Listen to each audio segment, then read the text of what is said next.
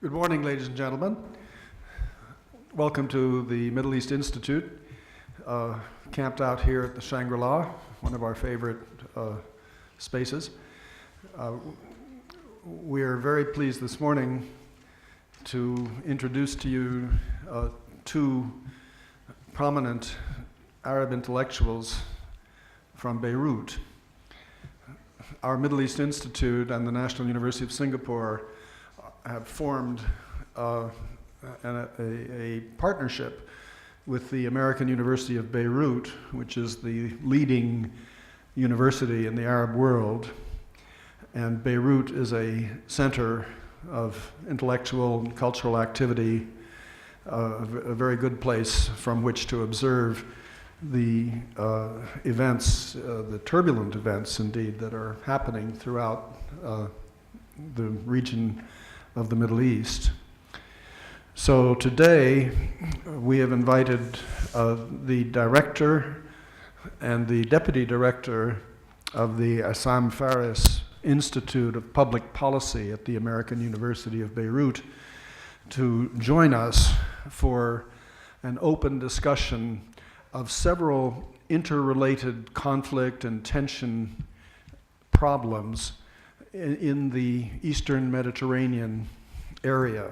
And what we're going to do in the first session is ask Dr. Karim Makdisi, the Deputy Director of the Faris Institute, to lead off with an analysis of the situation involving the countries of the Levant, Fertile Crescent, Bilad al-Sham. There are different names for this particular region, including Palestine, Lebanon, Syria, Israel, Jordan, and of course the countries beyond, because everything is linked to everything else. So I am very pleased to welcome all of you to this event and turn the microphone over to my colleague, Dr. Peter Sluglet, an internationally respected historian of the Middle East, to chair this session.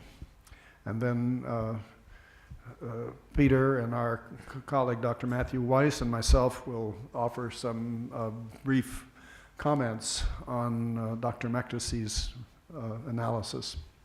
And then we open it up, of course, for discussion. Okay. Well, good morning. I am Peter Sluglet, and I have been at the Middle East Institute since September, and I must say that so far, certainly Singapore is one of the nicest places I have ever spent any time in. The format, as Professor Hudson says, is that Dr. Karim Makdisi will talk for about 20 minutes, and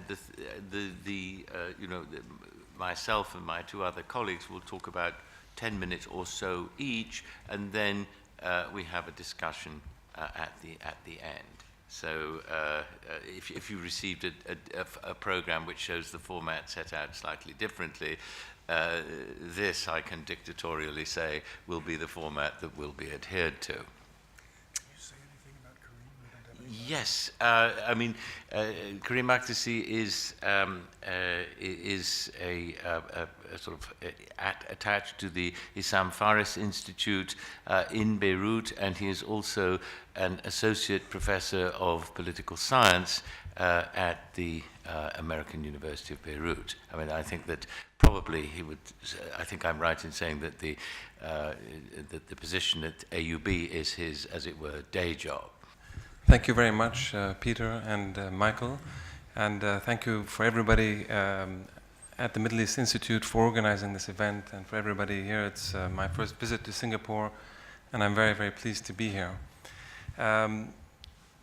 As Dr. Sluglet has mentioned, I'm going to talk very, very briefly about an issue which perhaps is not necessarily the first on the headlines or on the front pages anymore, but that's essentially the question of the Arab-Israeli conflict and the question of Palestine. on the basis that this is that we're going to talk more about the kind of the wider Arab uprisings in the wider context in the next panel as well. This is based on a paper, but I'm going to be shortening it quite a bit, so I'm going to read part of it and then try to summarize the rest as best I can in order to keep within the time limit and so we can have discussion. On February 18th, 2011, the United States vetoed a United Nations Security Council resolution reiterating the UN demand that Israel, quote, immediately and completely ceases all settlement activity in the occupied Palestinian territory, including East Jerusalem, which the resolution reaffirmed was illegal under international law. The resolution also called for both parties to act on the basis of international law and their previous agreements and obligations.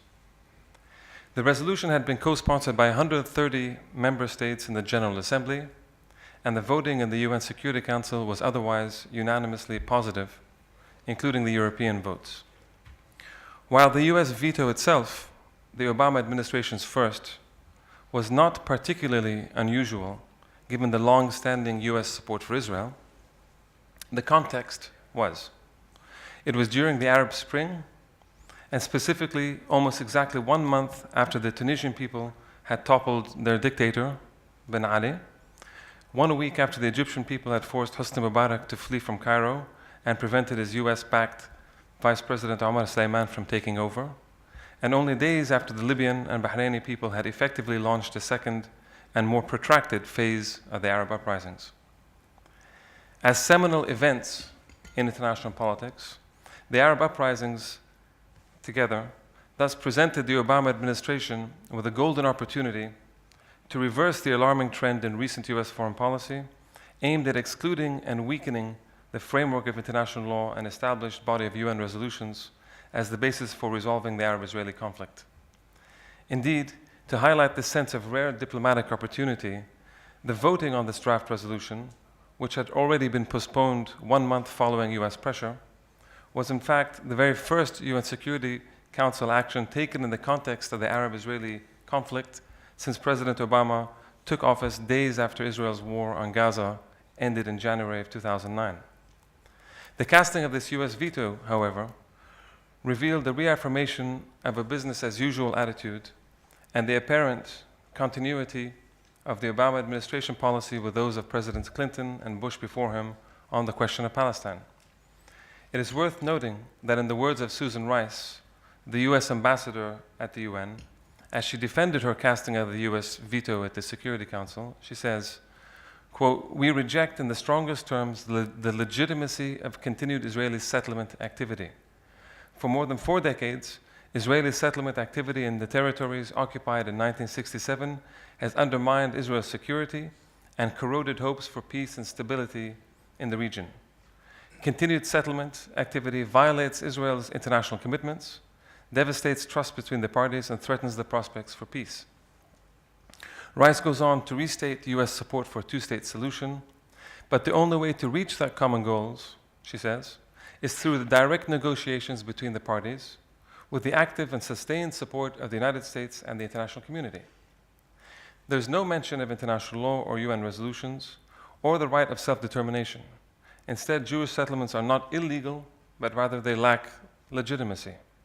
They are wrong not because they violate norms of international law and US policy itself, let alone cause continued untold suffering and harm to the Palestinians, whose land has been occupied and confiscated for decades, and whose livelihood and dignity have been taken away from them, but because it undermines Israeli security and devastates trust between the parties.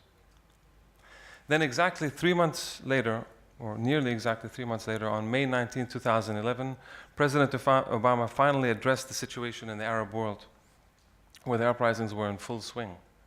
His speech, he said, would, quote, mark a new chapter in American diplomacy. He referred to the uprisings as a story of self-determination and defended the dignity of individuals. But among the US interests that Obama then went on to list as core to the US were, once again, quote, standing up for Israel's security and pursuing Arab-Israeli peace. So back to square one, it seemed. What I want to argue in this paper is that the Obama, or in this presentation, which I'll shorten, is that the Obama administration and the international community at large, in fact, have thus missed a great opportunity afforded them by the Arab uprisings to reverse this long trend in US foreign policy by reframing the resolution of the Palestine-Israel conflict within the context of not only recognized international law and the United Nations framework, but also the recognition of the Palestinian people's right to self-determination, much as that of the Tunisian, Egyptian, and Syrian and other Arab peoples that are currently struggling for their rights and their dignity. I just want to add here before I go on that this is, in my opinion, not an idealistic aspiration, as many would say, but one that is grounded in the historical context and the current reality of today. So there's not much time for me to develop these thoughts at length, so permit me just to sketch some key points that we can perhaps flesh out in the discussion. Before the Tunisian uprisings, there was the Palestinian Intifada in the late 1980s. This Intifada, or uprisings, shifted the focus of the long Palestinian struggle for self-determination away from the official PLO leadership in exile, which ironically was in Tunisia, to the occupied territories. The Intifada, which was a popular uprising in the Palestinian territories, also pushed the Palestinian National Council, the PNC, which was the Palestinian parliament in exile, in its November 1988 declaration in Algiers to propose what has come to be known as the two-state solution, based on international law and within the UN framework. It's often forgotten, of course, that it's the Palestinians themselves who began the round of negotiations in which the two-state solution had been proposed. Prior to that, the PLO had rejected a two-state solution. So it's the Palestinians, through the popular uprising, that pressured their own leadership to convene and accept the two-state solution as a basis for a peace process that would go forward. The Israelis rejected this offer and refused to negotiate with the PLO. But with the popular uprisings and the Intifada as a threat, Israel and its backers found a way out. The Oslo Accords, a series of initially secret negotiations between 1993 and 1995 that bypassed the PNC, the Parliament in Exile, evaded the official negotiations that had begun in Madrid a little earlier, and with the aim of coming to an accommodation with Yasser Arafat, the head of the PLO, and a small group, very small group of advisors that included Mahmoud Abbas, the current head of the PLO and the Palestinian Authority.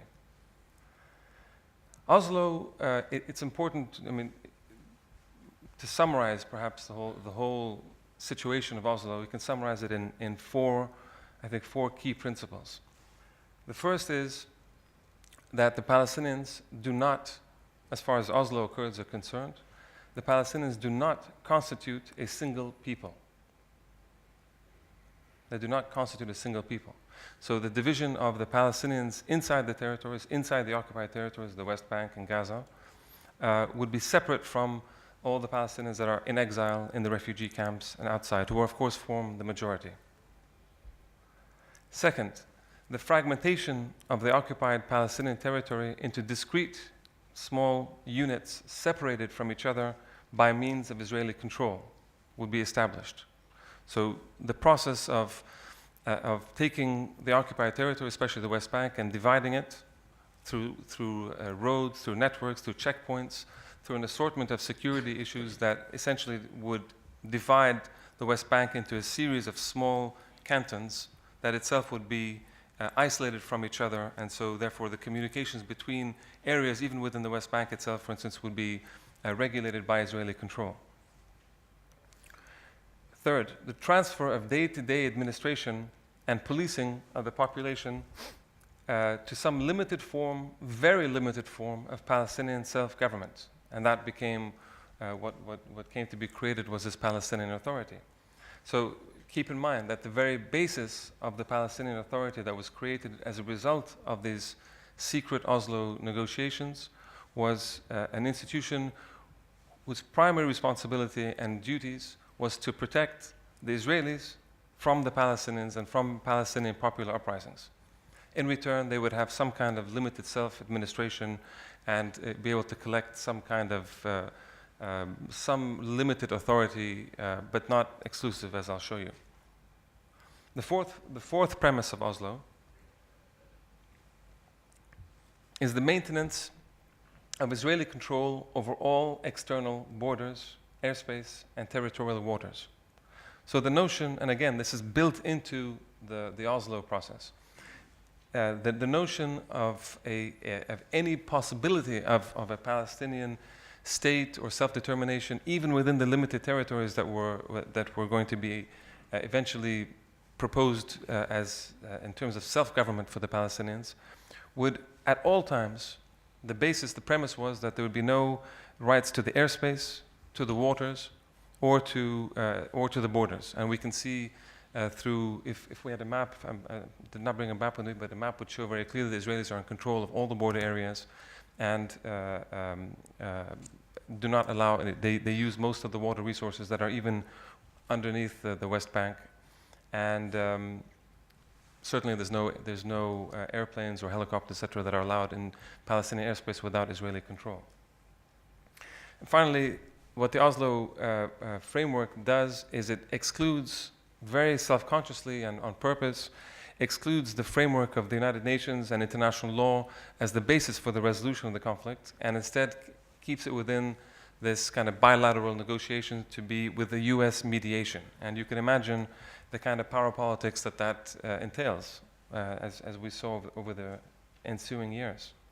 So in sum, the key issues, such as the refugees, the question of Jerusalem, the question of water rights, and other such key core issues, let's say, to this conflict, were basically buried within the details of these negotiations and not considered for proper discussion, let alone resolution.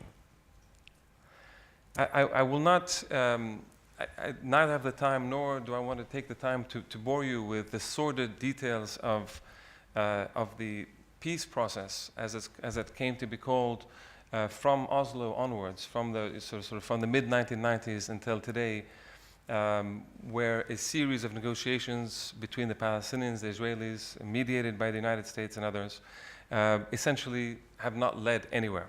There's been a series of negotiations that led to even perhaps ones that you might have heard of in Camp David in 2000 and others.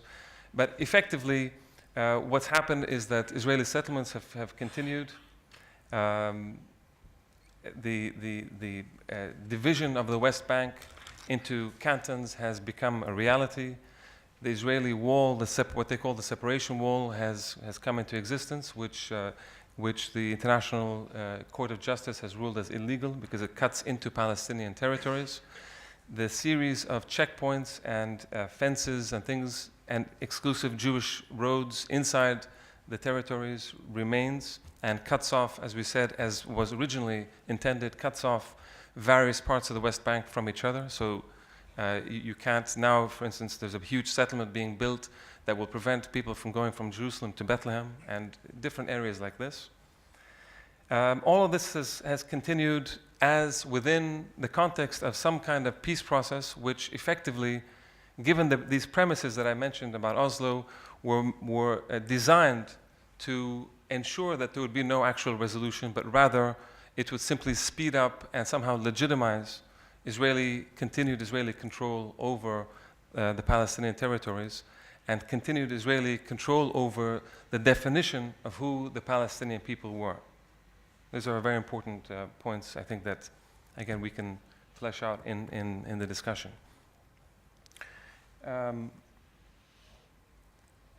Along the way, of course, as the questions of self-determination continues, Hamas, the Islamist party, Hamas, came to have more and more influence within the Palestinian entities in the occupied territories. There were elections, of course, many of you might have followed. There were elections, and these elections were effectively cancelled, although they were considered to be free and fair even by the United States and the European Union and certified by the United Nations.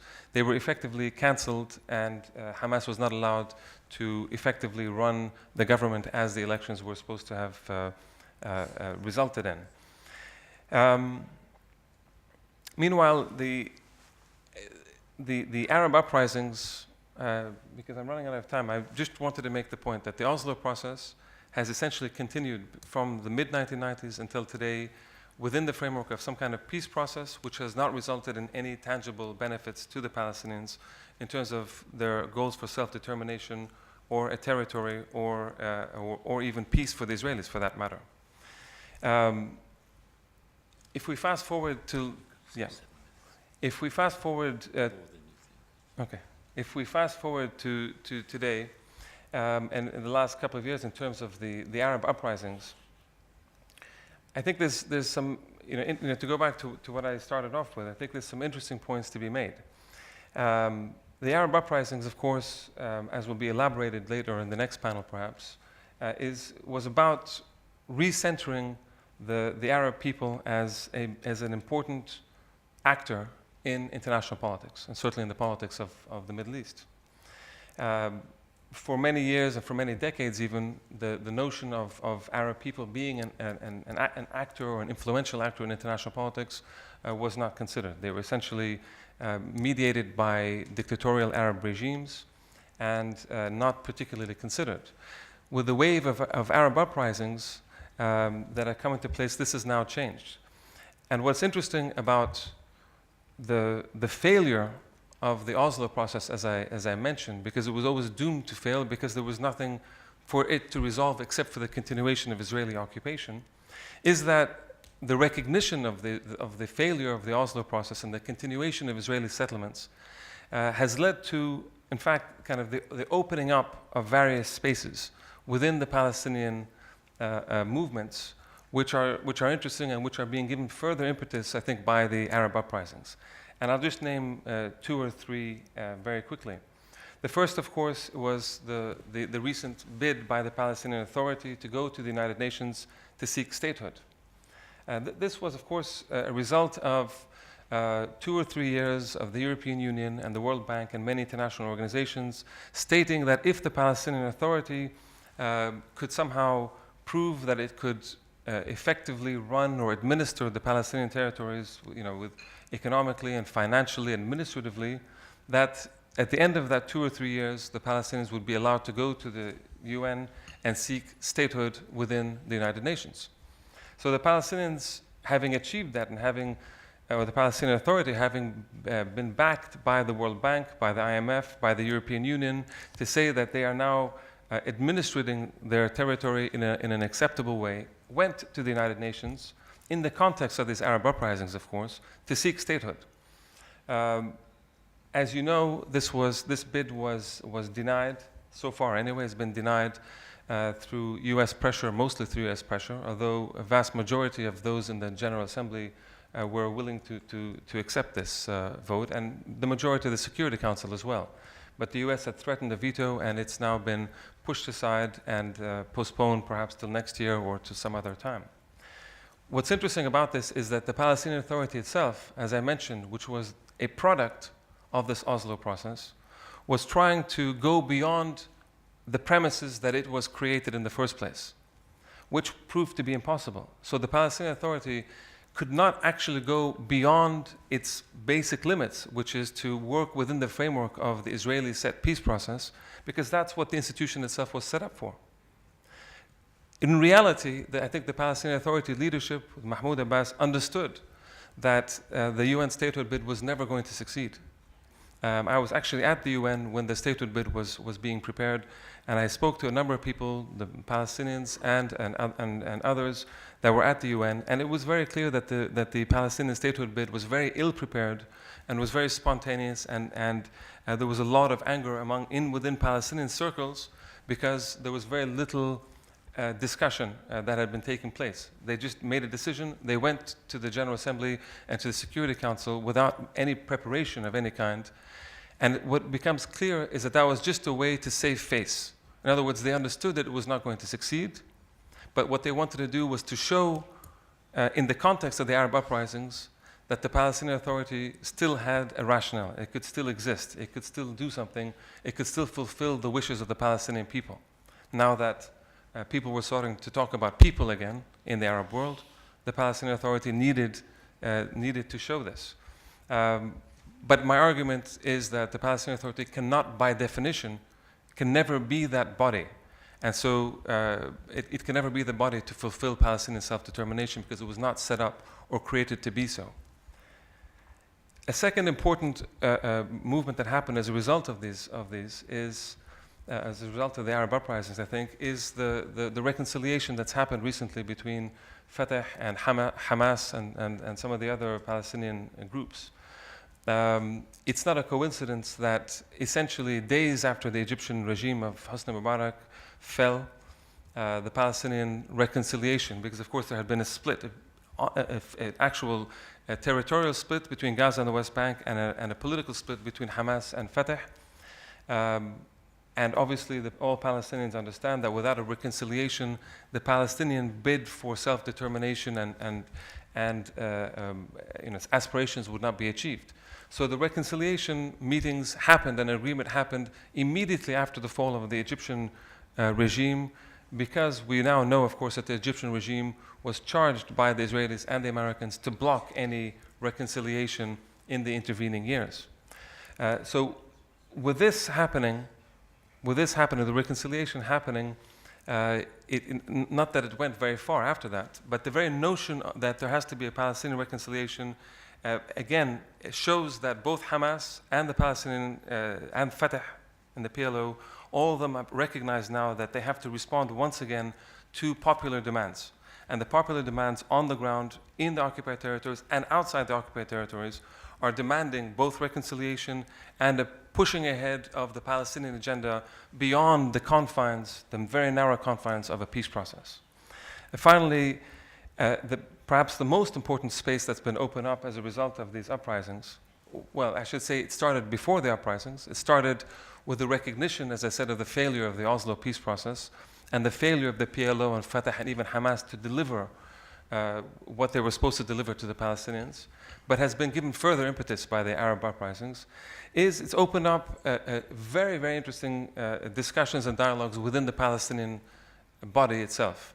And by Palestinians here, I mean all the Palestinians. So the Palestinians inside the territories, the Palestinians in exile, and the Palestinians in the refugee camps, reconstituting itself as a whole Palestinian body. So there's genuine discussions about reforming the PLO for the first time. There's genuine discussions about reconstituting the PNC, or the Palestine National Council, to have elections that would to ensure representation of all Palestinians, including in the refugee camps and including in exile outside. And so these are very important spaces. Thank you very much.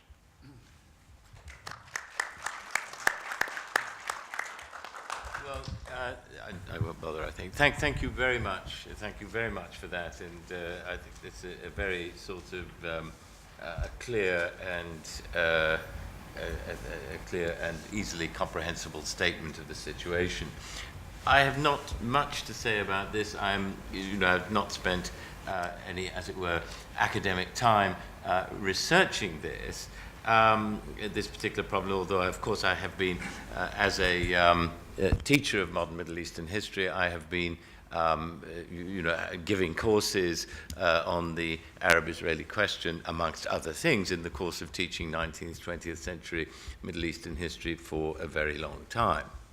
Before I came out this morning, I tried to find the proper text of a statement by an Israeli foreign minister, Shlomo Ben-Ami. And all I can do is, because I couldn't find the exact words, is reproduce the gist of it. And I think this is sometime in the 1990s. And it goes like this. And I said, this is not a precise quote, but this is the sense of it. Statements on behalf of an occupying power to the effect that the people who it is controlling do not abide by the rules that they, the occupiers, have made, can scarcely be taken seriously. In other words, that that the occupiers are complaining that somehow they're not being docile enough, and and I think this is quite important. As far as Karim has made, I think, a very excellent case for the futility and uselessness of Oslo, and of course I'm not sure how much the rest of you know about this, but essentially the deal for Oslo was, as he implied, was made behind closed doors, and with that, and sort of bypassing the processes which had been set in motion by the UN, by meetings at Geneva, and so forth. That suddenly, after these meetings didn't seem to be going very well or very quickly, they kind of emerged almost with a Chamberlain-like, that Arafat is holding this piece of paper saying somehow we've done it or something like that. And of course, Oslo is a failure not only because of its terms, but also because of the rather sort of crucial missing element that there's no timetable. I mean that, and also any party can stop the thing at any moment. In particular, of course, the Israelis can stop it at any moment. I mean, essentially, after the assassination of Rabin, that was the end of it. And also, I think one thing which is terribly important to understand, again, which, let's say, my American students don't quite grasp, and I'm not sure they really believe me when I tell them so, but this is not a conflict in which you have two parties arguing about something from equal points of view. I mean, what you have here are two sides, certainly, but one side is occupying the other side. One side is dictating the freedom of movement of the other side. One side is dictating the amount of political organization, etc., the other side can have. So, it is... it is very much, it is a situation where, on a very, very simple level, let us say that the Palestinians want to go to some sort of meeting somewhere in, let's say, a third country. I mean, the Israelis can stop them if they want them to. I mean, they may not think this is very advisable, but this is, here you have a situation where it is not France and Britain how can I say, negotiating over the sovereignty of the Channel Islands. This is a situation where A occupies B, and B is constrained almost entirely by what A wants. And of course, sometimes, let us say, the occupied chafe under these restrictions. And I think this is very, very important to understand, because in the media generally, this is portrayed as if these were sort of talks between Turkey and Syria. I mean, I'm just saying this, Turkey and Syria just at random, or Portugal and Spain or something, which is really not what we have here. Something which I think is really becoming important in terms of international, the way the conflict is viewed internationally, is that increasingly, I think the consensus whatever consensus ever existed between Europe, between the European countries and the United States, is gradually breaking down. And I'm afraid that, and also, sort of more specifically as far as the United States are concerned, the United States will have difficulty, I think, as a result of these upheavals in the Arab world, in supporting whatever any Israeli government decides to do, quite so sedulously as it has in the past. I mean, because you had these sort of stooges like Ben Ali and Mubarak, who would really make sure that that large Arab constituencies were brought along, really, if not to support whatever terrible things the Israelis were doing in Gaza or in Lebanon, certainly to turn some sort of blind eye on them. And with these new regimes, however they turn out, this future, this sort of cozy relationship, I think, is no longer with us. And also, I think there is an increasing sense in the US, where, in spite of this funny accent, I have in fact been living for the last 16, 17 years, that is it really worth supporting Israel, whatever Israel does? I mean, of course, I mean, personally, it seems to me that the integrity of Israel and the security of Israel is a paramount concern. But in some sense, Israel is gradually being recognized as its own worst enemy in some of the things that it does. And because I think we have to become adults and not, and I think that some elements of the United States public are taking this adult step of not equating criticism of Israel with anti-Semitism. I mean, as I've said before, what I think is very important, it is not who the Israelis are, but what the Israelis do. And I think increasingly, more informed sections of the American public are beginning to realize this. And obviously, this is, we are at a very crucial historical conjuncture. As I said yesterday, I'm a historian. I leave the crystal ball gazing to political scientists. So I'm not going to say what the future is, but I think there are some hopeful signs in the past which have, of course, been given tremendous impetus by the events which have taken place in the Arab world in the last 15 months or so. And I don't think that, and I think it is possible that, the Israelis can no longer, or will no longer be able in the future, this is my sole future prediction, be able to present the Americans with a kind of blank check so that the Americans will support them whatever they happen to do. Thank you. So I now call on Michael Hudson to take the ball further. Thank you very much. Actually, I forgot my crystal ball, so I'm kind of groping in the dark here. But as Peter so nicely put it, we political scientists are always stuck in this position of being asked to predict the future, and usually we're wrong. And I hope I'm wrong about the somewhat murky future that I see arising out of this process of, as Karim has described, the Oslo fiasco as sort of diplomatic constipation over the Arab-Israeli issue.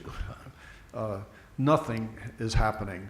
I've spent a good deal of my academic time over too many years following the Arab-Israeli conflict and American policy toward it. And I must say, even though I have strong personal feelings about rights and wrongs, as an academic, the whole thing tends to get boring after a while because nothing really happens. Now, what I want to speculate about, and remember I do not have my crystal ball with me, is whether at the present conjuncture we are in a game-changing situation. On the one hand, I think, and I think Karim has outlined it very well, we have a history of diplomatic paralysis.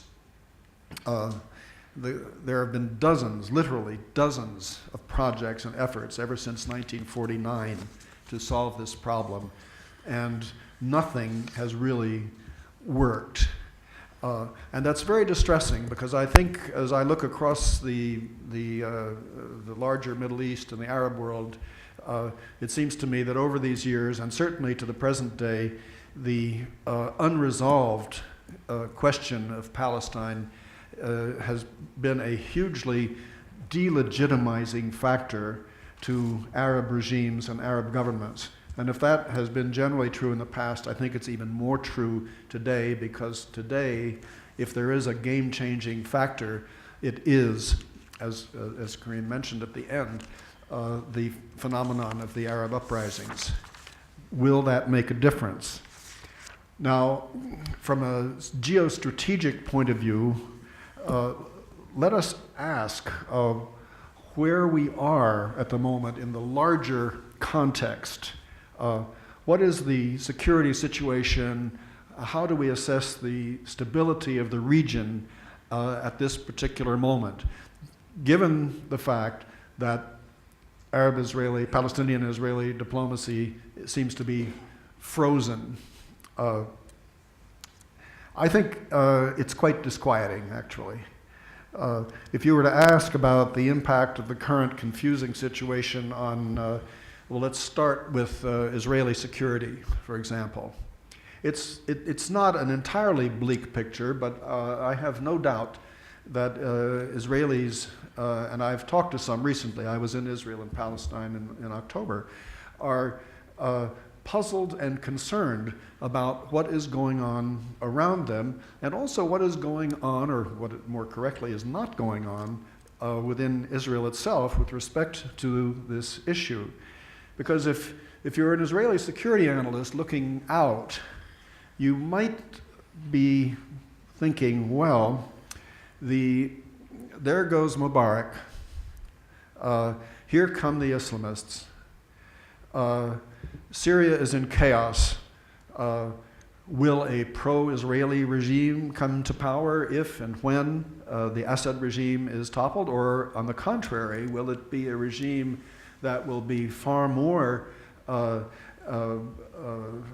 upfront and active in opposing and contesting Israel's occupation of the Golan Heights and the Palestinian areas than the Assad regime ever was?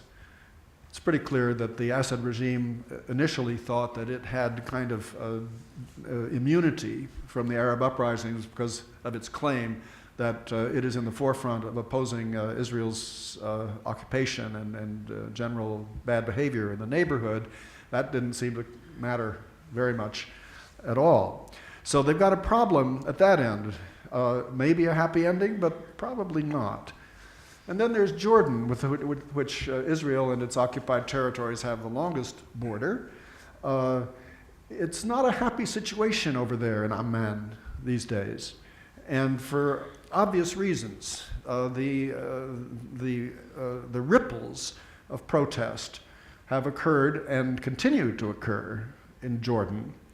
And King Abdullah has said again, he said it again recently to President Obama in Washington, you know, I'm really in a mess. He didn't say it quite that way, but the implication was that with Palestinian-Israeli diplomacy going nowhere, there is Jordan stuck where it is with a faltering economy, with increasing popular unrest over all manner of issues and so on. From an Israeli security point of view, that has to be a particular concern. And then as you go farther beyond the immediate region, we have to bring in, I think, the question of Iran. And this is certainly, by all accounts that I have read, sort of number one on the Israeli security agenda. The idea that Iran may get, within a year, according to some scientific estimates, the ability to go for a nuclear military weapon. If this happens within a year, some Israeli politicians are saying this is an existential threat to Israel. To be sure, there are other Israeli experts in the military and the security, and even in the political sphere, who say, no, that's really way overblown. It's not like that. But be that as it may, Israel has, Netanyahu in particular, has put this kind of on the table. And that's why there is extreme nervousness all around the world at the prospect of something happening in the Gulf. And that, of course, allows us to sort of contemplate the really sort of doomsday scenario of an incident in the Gulf sparking a region-wide conflict. That's bad for Israeli security. It's bad certainly for the stability of the Arab governments, be they oil monarchies or other kinds of governments. And there is, of course, Hezbollah in Lebanon, reputed to have 40,000 or so missiles that can hit any part of Israel if they choose to use them. You get the point. Iran gets desperate, an accident happens in the Gulf, maybe something deliberate, but let's just imagine an accident happens in the Gulf. Do we have a chain reaction? Or maybe this is overblown, but one has to, I think, contemplate it. And on top of all that, I think there are two long-term factors that we must always keep in mind. One of them is the phenomenon of the Arab uprisings, which I think are only beginning. This, many of us feel that this is a historic, a really historic shift in the nature of politics and society in the region. And if you have more popular involvement, one way or another, democratic or Islamist or whatever, throughout the region, this does not necessarily make for stability. It may make for better government in many places, but it may not make for stability, and it may make the Israelis even more nervous than they are now. So that's one sort of long-term factor complicating the situation. The other long-term factor, I believe, is the decline of American influence. There was a time, at least 2 or 3 decades ago, when students of international relations of the region thought that this region had finally settled down. States had been consolidated, regimes were established, monarchs and generals were essentially embedded in a perpetually authoritarian mode, and nothing much was happening. Well, some things, but not a lot. And then on top of it all, there was the United States imposing a kind of Pax Americana on the region. All of that has changed, partly because of the uprisings, but also partly because owing to a series of unfortunate decisions by American administrations, the credibility, the leverage, what some people call the soft power, which is another word for influence, the influence of the United States, generally speaking, it has declined and is contested. So who's in charge? What's going on? I think we're getting into a situation of sort of, in IR terms, multipolar instability. If not instability, at least uncertainty.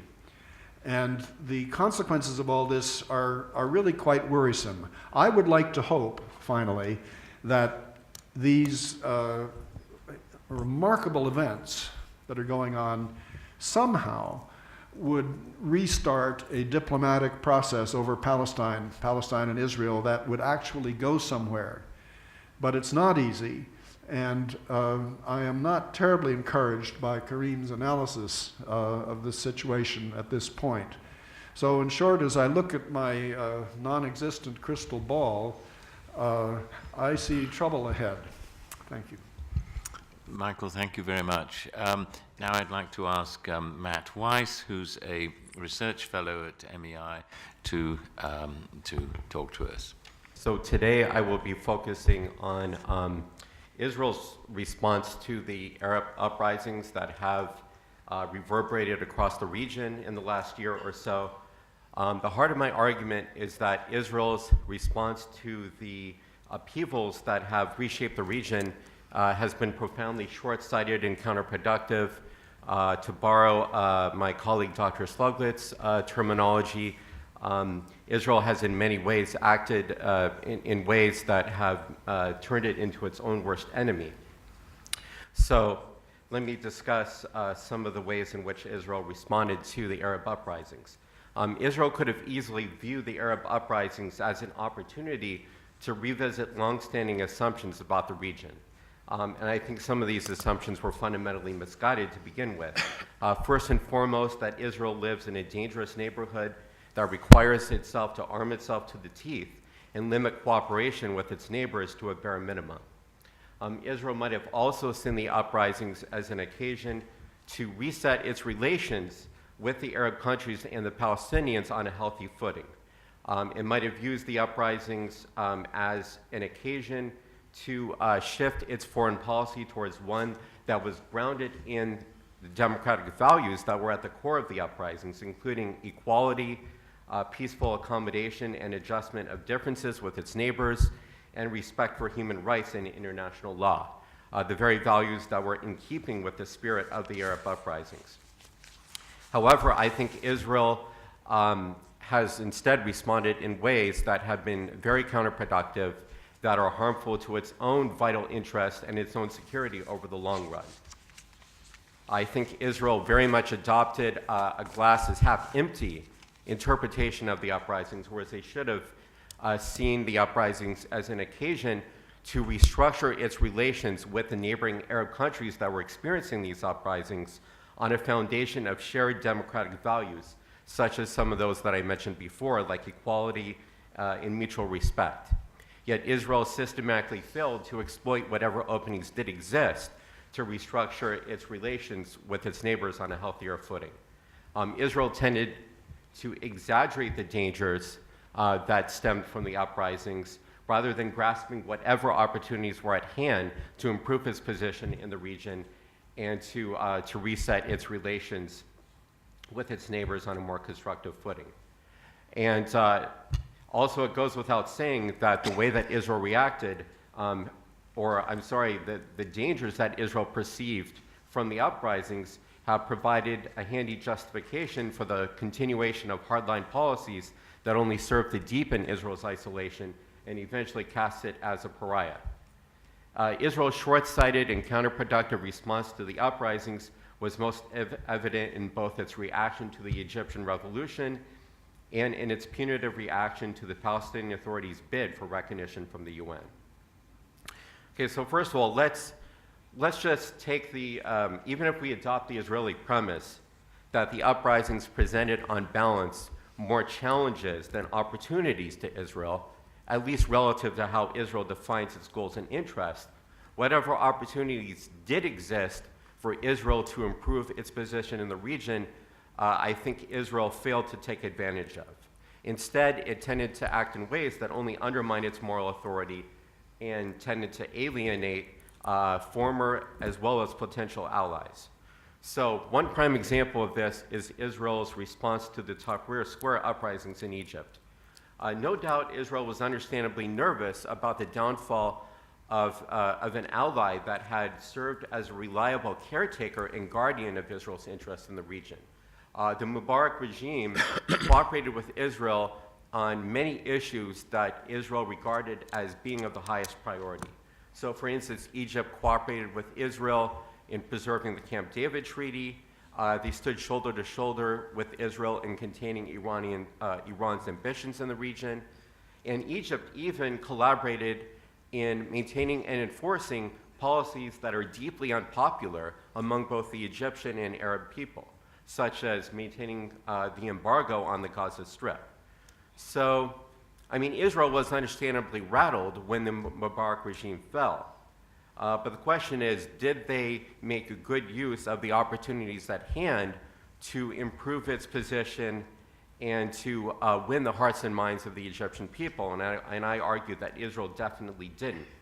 What Israel could have done, which would have helped it build political capital with the post-Mubarak regime, and also position itself on the right side of history, would have been if Israel had unambiguously voiced its support for the Egyptian people at a very early stage.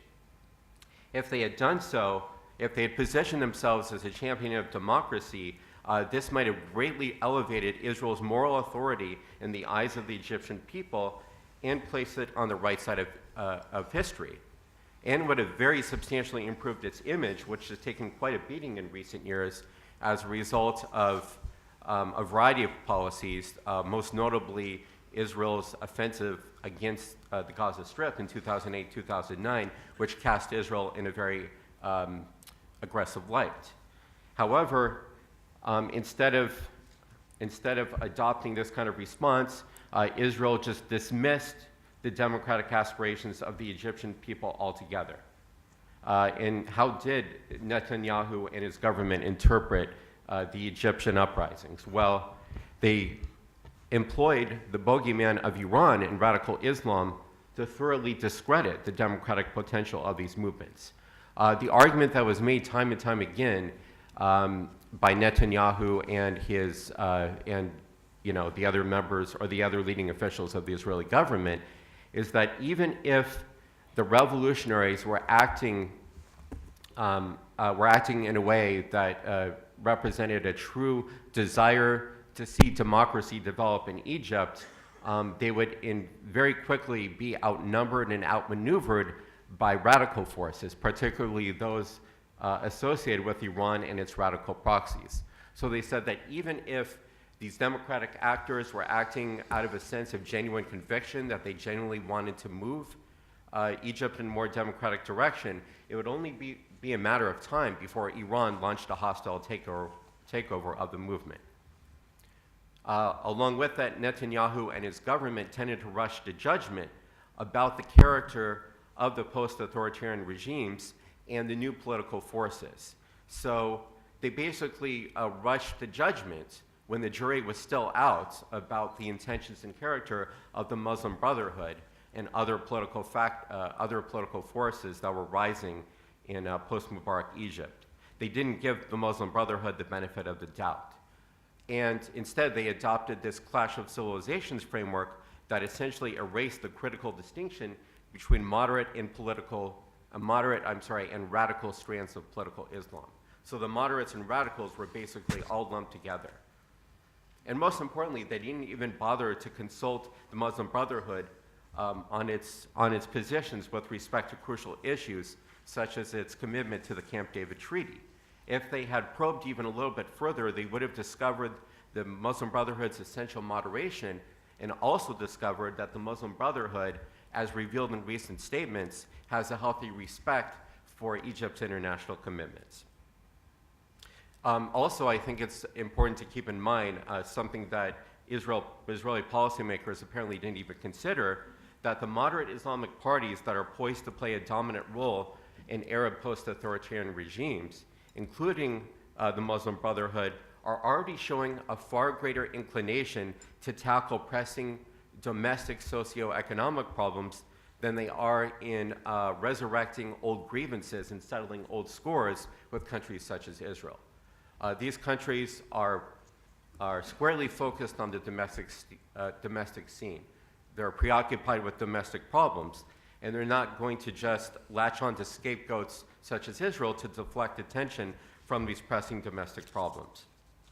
However, Israel tended to adopt the worst-case scenario thinking about the intentions and character of the post-authoritarian regimes in the region, and I think in the process lost the golden opportunity to win the goodwill of the Arab masses and align itself with the ascendant democratic forces. Now, I'd also like to briefly discuss here Israel's response to the Palestinians' bid for recognition of an independent state from the UN. I think Israel's response to that initiative was even more short-sighted and counterproductive. And it's important to keep in mind, as Dr. Makdisi has very well laid out, the Palestinians' gambit to appeal to the UN for recognition of an independent Palestinian state along the 1967 lines sprang from the same fundamental determination to achieve freedom and dignity that motivated its brethren in neighboring Arab countries. Israel might have responded constructively by simply recognizing the principle of a Palestinian state along the 1967 borders with minor and mutually agreed upon land swaps, and then called for final status negotiations to convene immediately to work out the remaining issues, not negotiations that dragged on without end, which allowed Israel to expand indefinitely in the West Bank, but rather immediate final status negotiations that would work out all of the remaining bones of contention between the two parties. What did Israel do instead, though? Well, with American encouragement, they launched an all-out diplomatic and financial initiative to defeat the bid and stop it in its tracks. Israel adopted a very punitive response to the Palestinian initiative. They reacted in the same way as if the Palestinians had resorted to violence.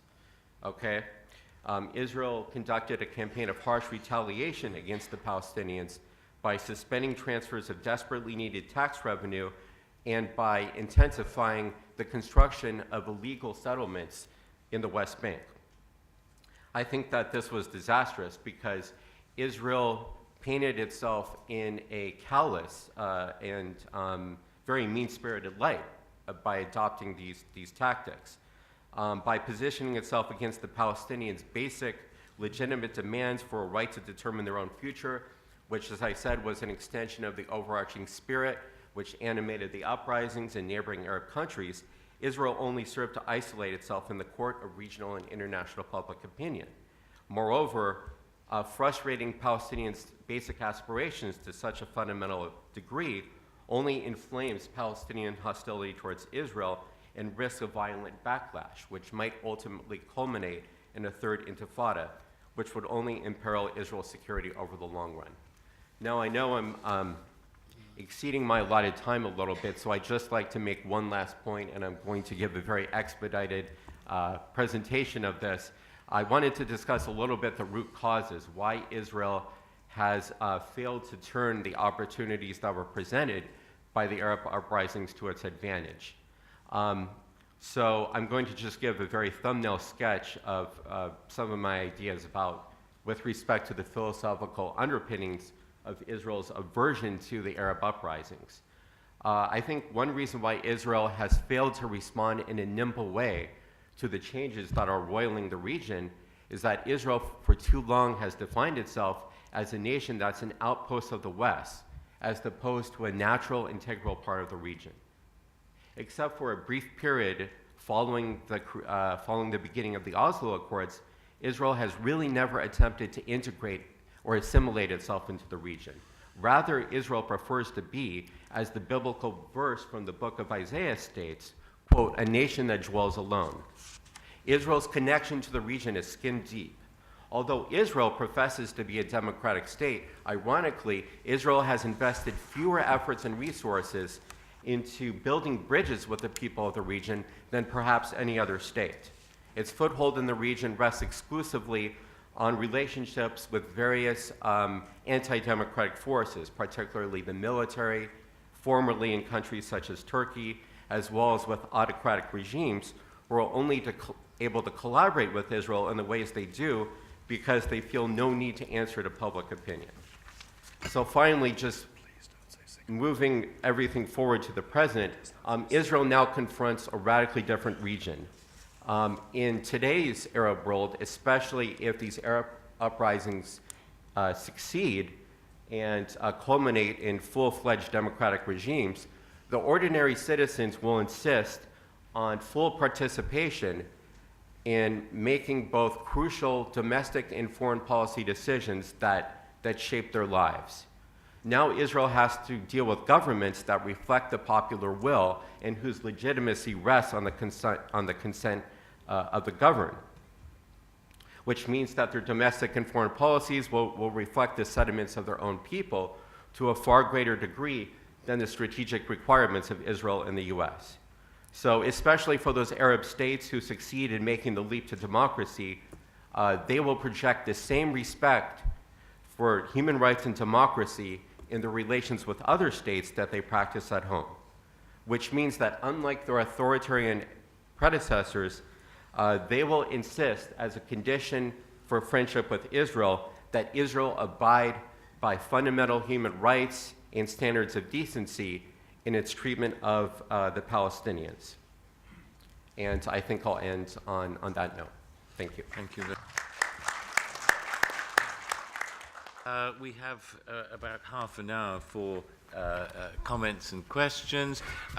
Could I ask two things in the interests of all our, in the interest of sort of efficiency, brevity, and all our sanity? First of all, that you identify yourselves when you start, and secondly, that you indicate who you're addressing the question to, and please ask a question. Please ask a question about what people have actually said.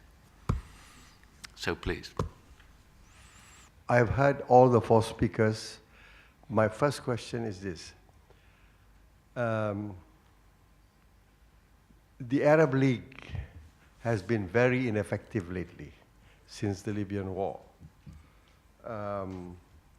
catering to the needs of the West rather than serving the Arab national interests. I would like to have the comments from any of the four panels on this issue. Is it a tool of the West, or do you predict, since you're all crystal gazing, the Arab League will break up very soon? That's my question. Second thing, I have heard all the four speakers, but none of them have mentioned the quartet. It's very sad to note that the quartet has not been part and parcel of this presentation. Thank you. I think Dr. Makdisi is... Yes, thank you for the questions. First, on the question of the quartet, you're right. I mean, I actually mentioned it in the longer paper. I didn't mention it here because it's that insignificant. Unfortunately, and the quartet is extremely insignificant, meaning that it doesn't, it was a body, again, as I described in the Oslo process, it's a body that was created simply to add some kind of legitimacy to a process which doesn't go anywhere. Professor Hudson said constipated diplomatic activity, and the quartet really embodies that notion very, very well. Unfortunately, it goes deeper than that. The problem becomes where the United Nations in general, during this period of the 1990s, and it accepted its role as a junior partner to this peace process and to the United States in particular, ended up making itself, removed itself basically from the scene. It accepted to be removed from the scene. And so the quartet, with the UN involved in it, just becomes a vehicle generally for the continuance of US foreign policy. So it really has very little impact, except for the impact of delegitimizing the other players that are in the quartet, meaning in particular the United Nations, which really its standing and its legitimacy has gone down tremendously in the Arab world over the past several years, starting with the Iraq War in particular, the Lebanon War in 2006, it's the situation in Gaza. All these situations have made the UN standing go down. The quartet is just part and parcel of this, unfortunately. In terms of the Arab League, perhaps other people will answer, but the Arab League has never been effective as well, unfortunately. It's not recent. It's never been particularly effective. It's ironically being more effective now than it was before, but that's now because it's being essentially run by the GCC in particular. So the Gulf countries, particularly Saudi Arabia and Qatar, are leading the charge. We saw what happened in Libya. They took an active role in allowing, enabling, let's say, the UN Security Council to pass its resolution, its no-fly zone, etc., because they were able, the Europeans and Americans were able to base that on, well, look, the Arab League has demanded this, so therefore we're just complying with what the Arab League wants. The same thing now with Syria. They're being debated now in the Security Council, again on the premise that the Arab League has called for the removal of Bashar al-Assad in Syria and the formation of some kind of national unity government afterwards. The Security Council today is debating this. So actually now the Arab League is more active than it's been, but I would argue that that's not necessarily a good thing given the shift that's happened in terms of the politics of the GCC, which isn't necessarily, I would argue, on the side of the Arab uprisings and the Arab peoples in general. So that should be taken into consideration. Okay, other questions? Yes, please. From the business sector in Singapore, I'm interested in the Middle East, especially in the business aspects. My question is,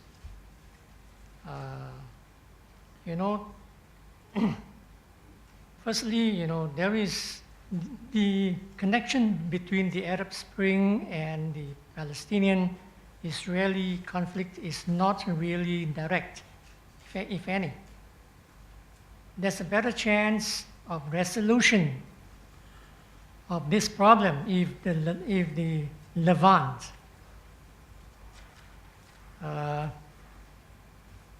is decoupled from Arabia. In all the events of the Arab Spring, there's no mention of the Palestinian-Israeli conflict. In many instances in the Arab Spring, there is evidence of the conflict or contest between the Sunni and the Shia.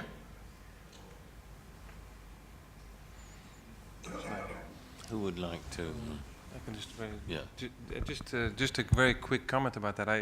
I would disagree with the premise there. I think there was very much a dimension which was not necessarily covered very much by the Western media, that in which practically all the Arab uprisings had an affinity with the Palestinian cause.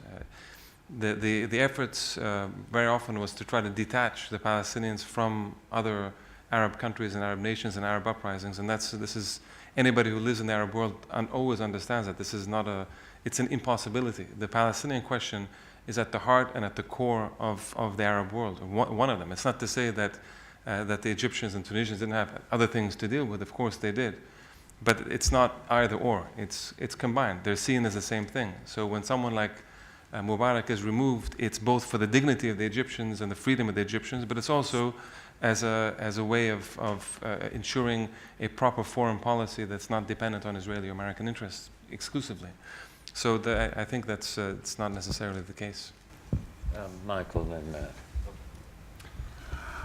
Okay, that's a very interesting comment, and I've been thinking about this a lot. I have to say that when I was in Cairo last April on a Friday in Tahrir Square, I did indeed see quite a number of posters directed toward the Palestinian conflict. So it was there. But I think you're right. In a direct sense, yeah, it doesn't seem as if Palestine was at the top of the discourse, at least in the initial phases. However, if you look at underlying causes, I think there's a kind of a cocktail of underlying factors that tend to help us explain the durability and the spread of the uprisings. And I think the whole discontent over Palestine plays into that to some extent. If people are unhappy with regimes, yes, it may be because they are particularly nasty and they affront people's dignity, et cetera, et cetera. Behind that, there's also, I think, a deep cynicism in the public about how these regimes have sort of not done what they should have done to assist the Palestinians in their quest. So I would say, broadly speaking, that yeah, the Palestinian question does not play at the top rank in terms of causes of the uprisings. However, as I tried to indicate earlier, I think the uprisings themselves may have some kind of an impact on the next phase of the Palestinian-Israeli conflict.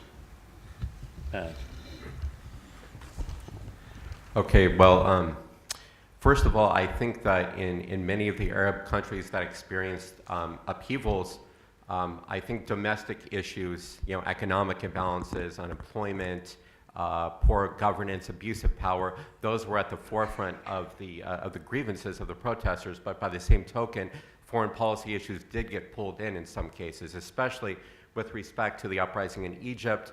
I think that the uprising there was not just a referendum on the poor governance or the poor leadership of the Mubarak regime at a domestic level, but also the fact that the Mubarak regime collaborated with Israel in enforcing policies that were deeply, deeply unpopular, such as maintaining or imposing the embargo on Gaza. I suspect that not even 1% of the Egyptian people would have supported such a move.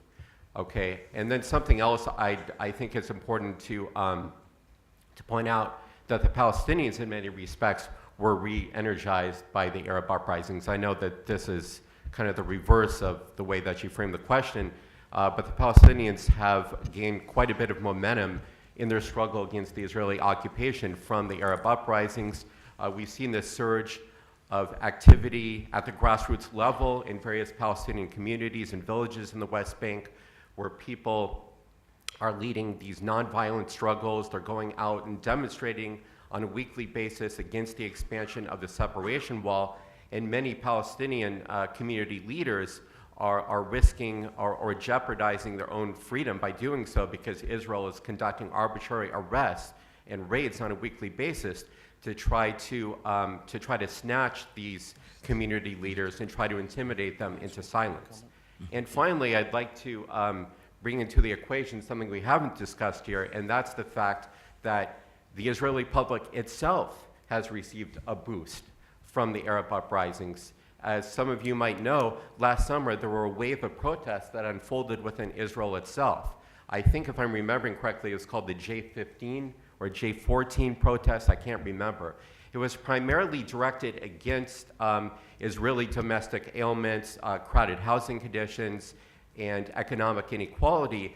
But towards the end of those protests, there began to be a fusion between grievances about the poor housing and socioeconomic conditions in Israel and the way that the Palestinians were being treated. Not in any explicit sense, but when Israel tried to divert attention from the grievances of the protesters by using the Palestinian card, a lot of the protesters said, both Jews and Arabs said, that we refuse to be enemies, we refuse to be divided. So I think that eventually there is a possibility that some Israelis might begin to make the link between their impoverished conditions and the fact that a disproportionate amount of Israel's national resources are being directed towards enforcing this occupation. And I think that's it. Karim, you wanted to... Just a thought to keep in mind is that the Arab regimes were pretty much against the Palestinian people over the past at least 3 decades, whereas vast majority of Arab people are for the Palestinian and for the Palestinian struggle. So insofar as the regimes are falling and the people are being empowered, that is going to bring new energy to the Palestinian cause. And as I was trying to make the point in the presentation, while it's not necessarily a direct link, it re-energizes these new spaces that are being opened up within the Palestinian people, which are connecting, remember, not just for the West Bank and Gaza. This is important. So there's reconciliation, etc., taking place. But more importantly, there's a reconnecting with the Palestinians, with all the different components.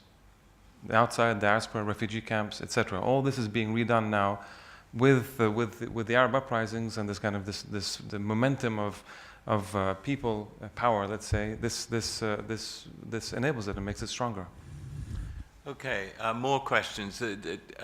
Put up your hand, Dr. Fahad has the microphone behind you. No, this lady here, yes. My name is Sherbanu from NUS. I'd like to direct this question to Deputy Director Karim Makdisi. I think this is directly in relation to what you have just said. You talked about one of the effects of the uprising is to recenter Arab people. And you also mentioned here there was the opening of spaces for Palestinians, and you gave the example of Palestinians, whereby they would be able to discuss genuine discussions within and amongst themselves. And also you talk about the possibility of Arab people to be at the center of international politics. My question is, who are actually the Arab people? And because if you look at the recent media reports, there appear to be more divisions between Arab peoples, divisions amongst the Muslims themselves. On the one hand, you have Salafis, and you have the secularists, and you have Orthodox and conservatives, etc., etc. And also the issue of identity in terms of nationhood. The Tunisians and the Jordanians, the issue of national identity, I think, is also very much a factor. So, although on one hand, I would like to agree with you and share your opinion and optimism about this recentering and this empowerment of the Arab people, how do these divisions would have an impact on the Arab uprising and also in the future? Thank you. Yeah, thank you. I mean, that's a lot, and of course I won't be able to develop a response very convincingly. But let me just say a couple of points. One is that and we talked about this at a meeting yesterday, in fact, at length, which is part of what's going on in terms of the divisions you're talking about is it's part of what's loosely being called a kind of a counter-revolution. And there's various players, domestic and international players, that are playing this game. The notion where there's dividing people among Sunni Shia lines or fundamentalist, moderate lines, or any of the other lines that are being designed. These are, of course, ways, old kind of ways to divide and make sure that the revolutionary potential remains very, very small. So there is a struggle. I'm not saying that there's going to be a definite success one way or the other. And I wouldn't even call it a revolution. I wouldn't call any of these things revolutions yet until we see what actually happens. So yes, there is division being pushed in. However, just when it comes to the question of Palestine, as opposed to the other issues, if there's one thing that the Salafis and the Muslim Brothers and the secularists and the liberals and everyone else agrees on is that they want proper self-determination, dignity for the Palestinian people. I think it's the one issue where there is very little division about. There's domestic divisions within different countries, but that's the one issue which in the Shia, the Sunni, the Salafis, the Muslim Brothers, the secularists all agree on, is support for the Palestinian people. So I think that's pretty clear. It does open up spaces. The question of the division within Palestine itself is important. The uprisings and the pressure, the domestic pressure, is forced.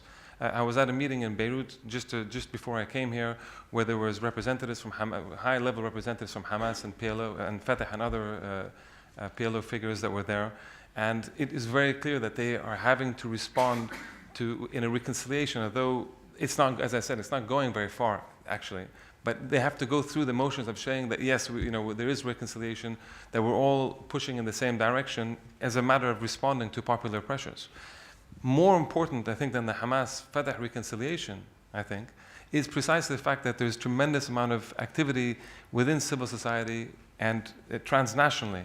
And this includes the BDS, the boycott, divestment movement, which is global now, which is becoming more powerful. The movements, as I said, by Palestinians in the whole world to reconstitute the PNC, to start new votes for the Palestinian National Council that represents all Palestinians, not just those in the West Bank. These are very important movements which are going to take away from the divisions that are manufactured on a daily basis because of the Oslo process. So the Oslo process it enables and makes sure that there will always be division among any rival groups, Hamas, Fatah, etc., all these things. It's built into it. The counter movements, the social movements, the BDS, the boycotts, all this, the activities taking place in the diaspora now, is all trying to counter this and trying to create something new. And this would include, I think, the Palestinian Authority would have to dissolve itself. The solution has to be reimagined. If I'm arguing that the two-state solution is pretty much dead, well, we have to reimagine what other solutions, which includes democracy for everybody under the framework of international law and human rights, would be. And these are things for all of us to ponder. Thank you. Okay, well, I think we'll go on to the next question.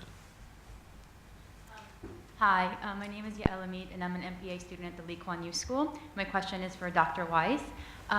You spoke a lot about how Israel keeps missing golden opportunities and sees itself as an outpost of the West. But that seems to be a bit divorced from the context, which is Israel was never recognized by its neighbors either. So my question is, what in your opinion, or what should Israel have done in 1949 and so on to be embraced by the Arabs?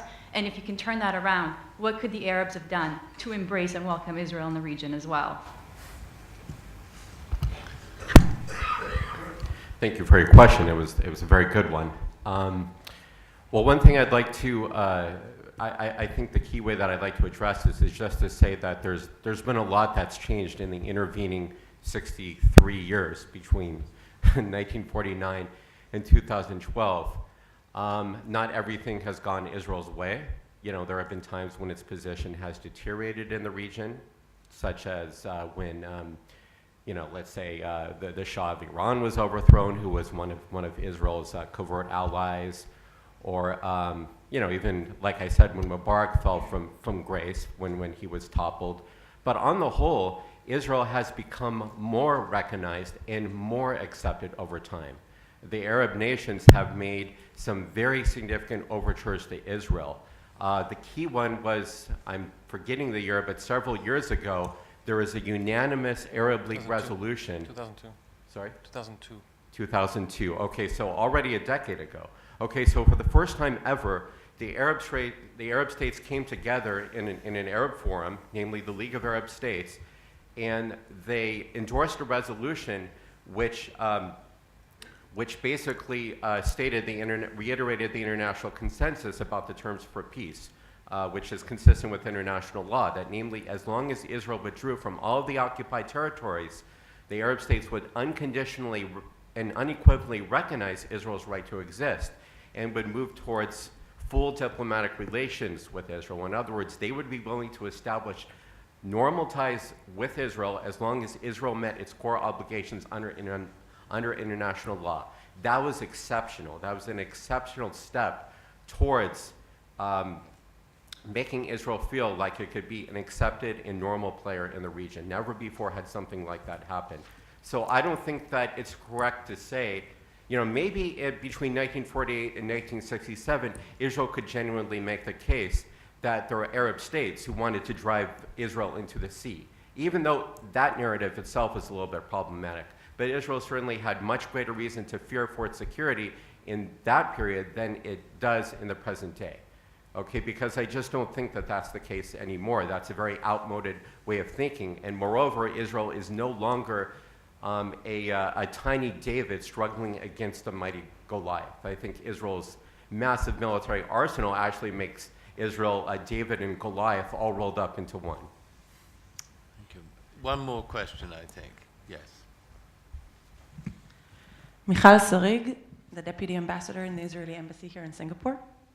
Before I start, I want to say that I'm deeply saddened to be in this situation over and over again within MEI symposiums.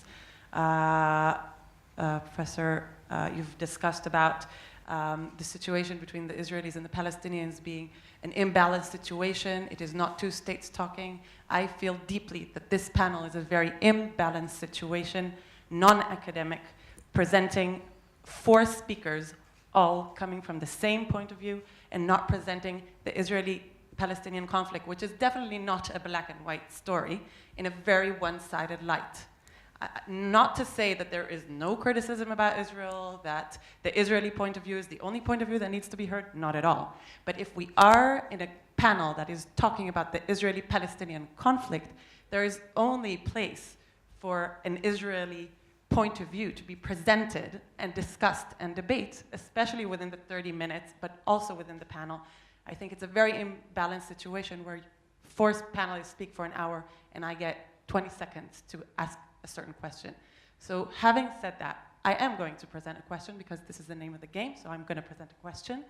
And my question is that within the narrative that was presented here, and history is very tricky this way, that you can choose the events that you want to relate to, and you can choose the timeline that you want to start.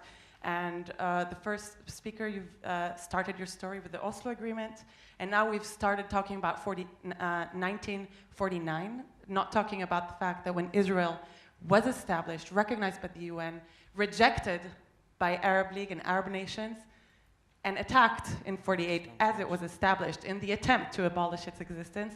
We're not talking, so I'm not going to talk about history and every single year and every single war and every single missed opportunity from both sides. Because no doubt Israel has missed opportunities and maybe some argue is missing opportunities as we speak. But many feel that it is not only the Israeli side that has missed opportunities. If we look back at history, and the narrative that has been presented throughout this hour is that the Palestinians have no power, have no say, have no control over their future, have no control about their reality. It's only recent that they have started talking amongst themselves and BDS, etc. And I would argue that the Palestinians have a lot of power. They have power over they are not sole victims over years. The Arab nations also have power to form the narrative, to form the Palestinian question, as you call it, the question. The constant diplomatic constipation is not a one-sided constipation. It is across the board. 2011 over UN stage, Benjamin Netanyahu almost goes down to his knees and asks the Palestinians to leave the room and come with him to the back room and start negotiations. As clear as that, no preconditions on any side, just to sit down and try to solve this. The reason why the UN was not a platform for years, and is still not a platform, is that even if third parties say, okay, there is a Palestinian state, there is an Israeli state, now sit and talk, it will still not solve the conflict. The conflict, like any other contract between two sides, like any other two neighbors, has to be solved within the framework of the two nations agreeing and deciding on how their future is going to look like. So my question is, do you feel that Palestinians have no control, not in history, not in present day, and not in the future, unless the Israelis give them that power? Or do you feel that the Palestinians have a way and an opportunity to mold their future and to mold their present and to take an action to come and to create a better future? And I'll direct it to the panel, to the full panel. Yes, well, yeah, thank you, but unfortunately, I think you didn't seem to grasp, I think, the point of the panel and certainly my discussion. First of all, let's be very clear about something. The question is not about narratives, but about facts. There is an occupier and an occupied. This is not my fantasy, nor is it any of the fantasy of anyone else here. This is something which is recognized in international law, in the UN, and in any other body, anywhere, in fact, even by the Americans, except for Israel. So it's not, don't go into the story of framing narratives, and it's all a question of narratives, in my opinion, your opinion. This is their facts, and this is not something at this stage in 2012, you cannot come onto a public setting and try to, dissuade an audience, which is an intelligent audience, that it's just a matter of narratives. There are facts, and this is recognized in international law in the UN, and that's just the way the story is. In terms of your other point about the Palestinians, I think the diplomatic constipation is across the board. Absolutely. I mean, I think you missed my point, which is that the Palestinian Authority, meaning the Palestinian leaders, including Mahmoud Abbas and Yasser Arafat, when he entered into the whole lot of them, the whole crew, are absolutely guilty of negligence and of ensuring that the Palestinian right of self-determination would be flushed down the toilet. I think that was what Oslo was designed to do. Arafat fell into that trap. Mahmoud Abbas simply, is a creature and a product of that process and has no choice but to continue it because that's what was set out for him.